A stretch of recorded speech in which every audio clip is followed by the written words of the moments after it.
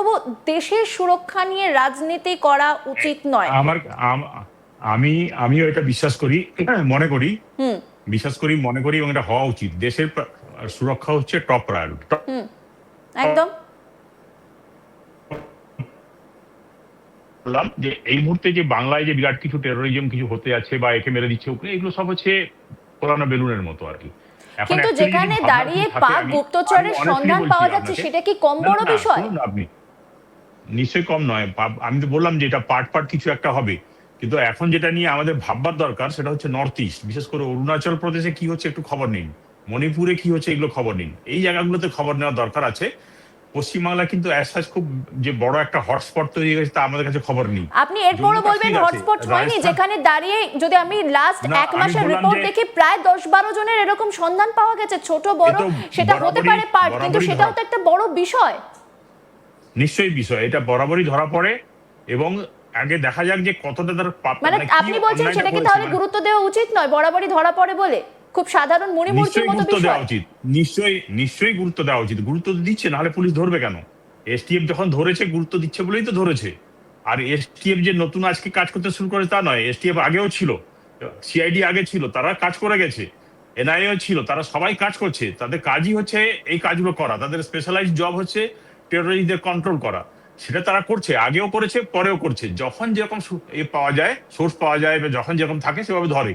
এইটা নয় যে এই পিরিয়ডে ধরা পড়েছে, ওই পিরিয়ড ধরা পড়েনি, ওই পিরিয়ডে ইচ্ছা করে। কিন্তু আগে কি সত্যি এতটা মাথাচাড়া দিয়ে ধরা হতো?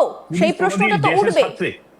না, দেশের সুরক্ষার জন্য কোন সরকার, রাজ্য সরকার হোক কেন্দ্রীয় সরকার, দেশের সুরক্ষার সঙ্গে কেউ কম্প্রোমাইজ করে না, এটা আমি বিশ্বাস করি, মনে প্রাণে বিশ্বাস করি। তাহলে আপনি কি বলতে চান যে জম্মু কাশ্মীরে কিংবা দিল্লিতে যে এগুলো হচ্ছে, যে টেরোরিস্ট অ্যাক্টিভিটি, বা বোম্বেতে যে টেরোরিস্ট অ্যাক্টিভিটি হয়েছে, তার জন্য কি যেখানে বিজেপি সরকার ছিল তারা রেসপন্সিবল? তা নয়, সরকারের একটা ওভারঅল রেসপন্সিবিলিটি থাকে। কিন্তু প্রত্যেক জায়গাতেই তাদেরও তো একটা নেটওয়ার্ক আছে। টেরোরিজমকে কমপ্লিটলি বন্ধ করা সম্ভব হয়নি আমাদের দেশে। সেটা যেদিন হতে পারবে, তাহলে সেটা একটা যে ফুল প্রুফ সিস্টেম, সেটা এখনো আমাদের হয়নি। সেই জন্য এটা একটা কন্টিনিউয়াস প্রসেস।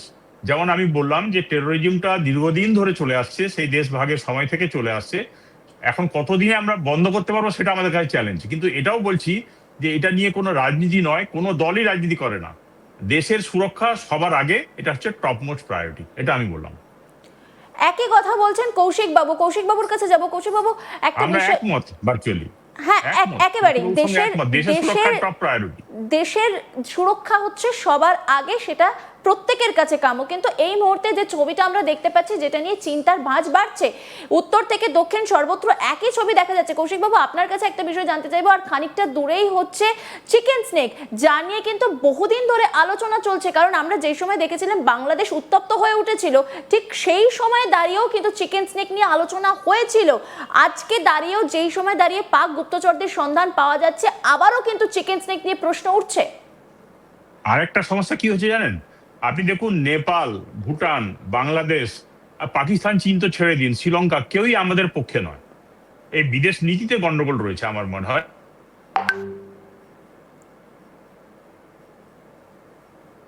এইটা সবচেয়ে দুর্ভাগ্য আমাদের। একটা মলদ্বীপ, এইটুকু একটা দেশ, যে বাংলাদেশ হচ্ছে পুরোপুরি নির্ভরশীল হচ্ছে, তাদের অর্থনীতিটাও একসময় নির্ভরশীল ছিল কমপ্লিটলি এর উপরে, আপনার ভারতবর্ষের উপরে। তারাও আজকে চোখ রাগায় আমাদের, মাঝে মাঝে থেকে চোখ রাগায়। তো এই যে একটা বিদেশ নীতিতে কোথাও না কোথাও একটা গন্ডগোল তো নিশ্চয়ই আছে। তাহলে কি বলবেন যে এটা বিদেশ নীতিতে সমস্যা হচ্ছে বলছেন হুমায়ুন কবির। আমি চলে যাব কৌশিক বাবুর কাছে। কৌশিক বাবু, বিদেশ নীতিতে গিয়ে কি কোনো রকম কোনো সমস্যা হচ্ছে, এই প্রশ্ন তুলছেন কিন্তু হুমায়ুন কবির। তিনি বলছেন যে আমাদের যে প্রতিবেশী দেশগুলো রয়েছে তাদের সঙ্গে আমাদের সেই বন্ধুত্বপূর্ণ সম্পর্কটা নেই। একজনের সঙ্গেও নেই। আপনি দেখান না যে এর সঙ্গে আছে। একটা মলদ্বীপ বললাম যে এইটুকু একটা দেশ, 60-65 লাগে, তারাও চোখ রাঙিয়ে যাচ্ছে আমাদের মাঝে মাঝে। শ্রীলঙ্কা চোখ রাঙাচ্ছে, বাংলাদেশ চোখ রাঙাচ্ছে, ভুটান রাঙাচ্ছে, নেপাল আমাদের কথা শোনে না, পাকিস্তান, চীন তো ছেড়েই দিলাম, তার তো বরাবরের শত্রু আছে, সেই শত্রু দেশ, তারা তাদের মতো কাজ করে আছে। তো বিদেশ নীতির কোথাও না কোথাও একটা ব্যর্থতা তো রয়েছেই। আজ পাকিস্তানকে দেখুন, তারা আমেরিকার সঙ্গে লিয়াজো করছে, তারা টার্কির সঙ্গে লিয়াজো করছে, তারা ইরানের সঙ্গে লিয়াজো তৈরি করেছে, সৌদি আরবের সঙ্গে করেছে। যদি পাকিস্তান নিয়ে কথা বলতে হয়, পাকিস্তানের সঙ্গে ভারতের যে সমস্যা তা কিন্তু আজকের নয়, তার শুরুয়াত কিন্তু অনেক আগে হয়েছে। পাকিস্তান কিন্তু করে চলেছে। তারা আমেরিকার সঙ্গে সুসম্পর্ক রাখছে, ইরানের সঙ্গে রাখছে, সৌদি আরবের সঙ্গে রাখছে, তুরস্কের সঙ্গে রাখছে। হোয়ারেজ আমরা কিন্তু কারোর সঙ্গেই কোনো সম্পর্ক ভালো তৈরি করতে পারলাম না। এত টাকা খরচা হয়েছে বিদেশ নীতির জন্য। এতবার আমাদের মাননীয় প্রধানমন্ত্রী নরেন্দ্র মোদীজি তিনি বিদেশ সফর করেছেন 84-85 বার, 84-85টা দেশ ভিজিট করেছেন, প্রায় 113 বার না 14 বার করেছেন। তার জন্য 1200-1300 কোটি টাকা খরচা হয়েছে। কিন্তু দেখুন বিদেশ নীতি এমন ভাবে আমাদের আনসাকসেসফুল, আজকে যখন তখন ট্রাম্প খারাপ কথা বলে আমাদের খারাপ লাগে। আমাদের মাননীয় প্রধানমন্ত্রী, তিনি দেশের প্রধানমন্ত্রী, তিনি যখন বাইরে গিয়ে মোদি বলেন যে এই লোকটা দেখুন কত ইনোসেন্ট টাইপের লোক, দেখতে কত সুন্দর লোক, কিন্তু হিজ এ মার্ডারার। তো একটা দেশের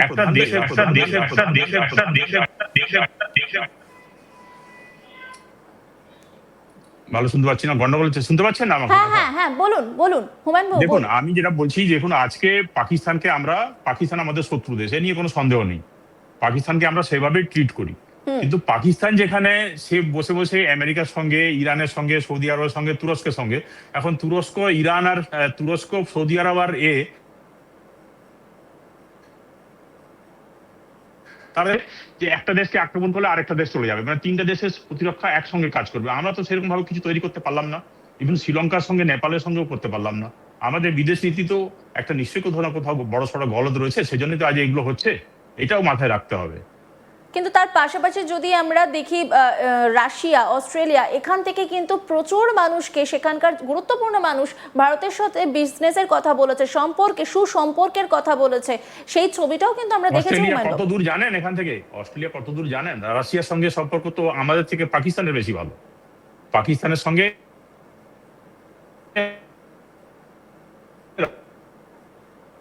রাশিয়ার সম্পর্ক আরো ভালো, তার চীনের সম্পর্ক আমাদের থেকে বেটার অবস্থায় তারা আছে। আর অস্ট্রেলিয়া যে রয়েছে, অস্ট্রেলিয়া এখান থেকে কত দূরে, তারা কিভাবে আমাদের হেল্প করতে পারে আমি জানি না। নিশ্চয়ই প্রতিরক্ষা ব্যবস্থা করছে। কার? আমার?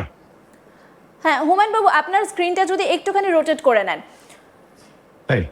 আচ্ছা, আমি কৌশিক বাবুর সঙ্গে একমত। আমাদের দেশের না সুরক্ষা ব্যবস্থা সব থেকে আগে, এটা টপ মোস্ট প্রায়োরিটি।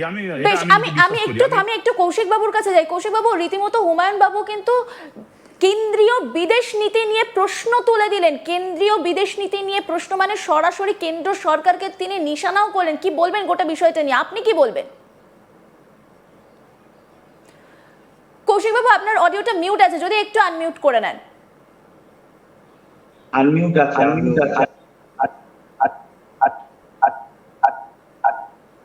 মাননীয় শোনা যাচ্ছে আমাকে? হ্যাঁ বলুন কৌশিক বাবু।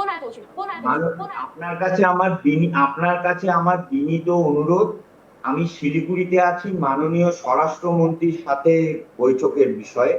তো আমি আমার এই কথাটা বলে আমাকে ক্ষমা করবেন, মাফ করবেন, আমাকে বেরিয়ে যেতে হবে। আজকে মাননীয় স্বরাষ্ট্রমন্ত্রী শিলিগুড়িতে আছেন, আপনারা জানেন, ওনার সাথে বৈঠকে আমাকে যেতে হবে। হ্যাঁ, একটু ছোট্ট করে যদি একটু বলে দেন যে উনি রীতিমতো কেন্দ্রীয় বিদেশ নীতি নিয়ে প্রশ্নটা তুলেছেন।